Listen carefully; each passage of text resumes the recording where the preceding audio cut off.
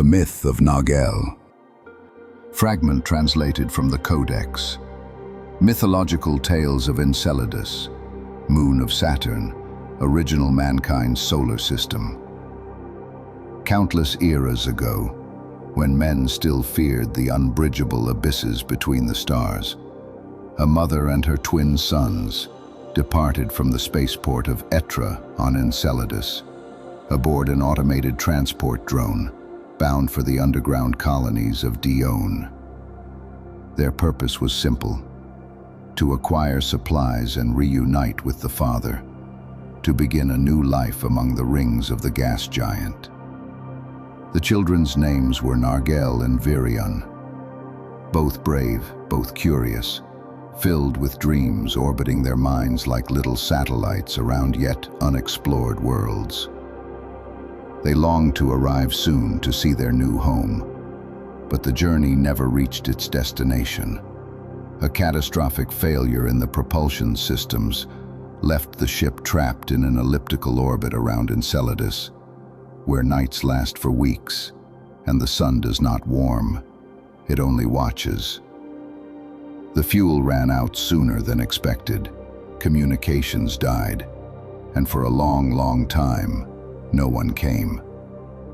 The air grew thin, warmth became a longing, and food, nothing but a memory. The days passed, then the weeks. Hunger pressed upon them like a thick, insidious shadow. The mother told stories to distract the children and protect her own sanity. Narghel, his face contorted, would spend hours staring through the viewport, his blank eyes fixed on the moon spinning beneath them. White, dead, impassive, indifferent. Virion wept. He clung to his brother, seeking comfort. But one day he simply stopped.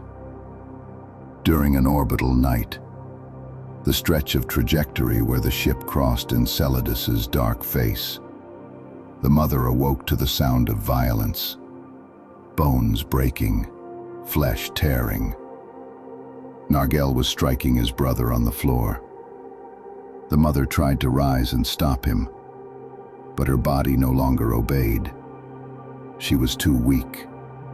She could only watch. And at last, Narghel stopped.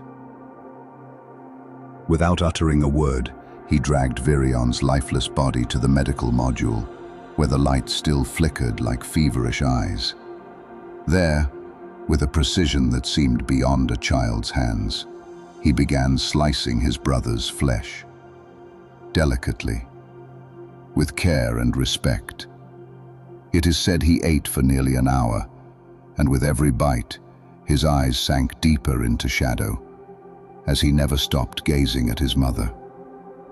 His body mended, his mind cleared. When at last his hunger was sated, Narghel staggered toward her, his face soaked with his brother's blood and his own tears. She, barely conscious, cast him an empty gaze, heavy with sorrow. Then, as if offering a sacred gift, the boy held out a piece of flesh wrapped in a thermal blanket and whispered only one word: "Mother." Shortly after, mother and son were rescued by a reconnaissance squad.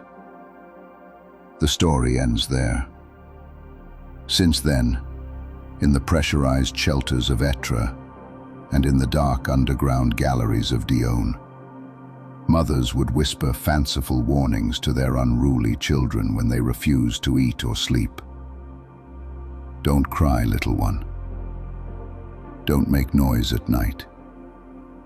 Don't wet the blankets or open your window. Because if Narghel hears of it, or if you smell of hunger, he will descend from his eternal orbit, slip into your bed and ask you, "Do you want to be my brother?" Over the centuries, Narghel ceased to be the name of a child lost to tragedy. Nor was he any longer the monster mothers invoked to frighten their children at night. He became a symbol, a warning of the mercilessness of the cosmic void.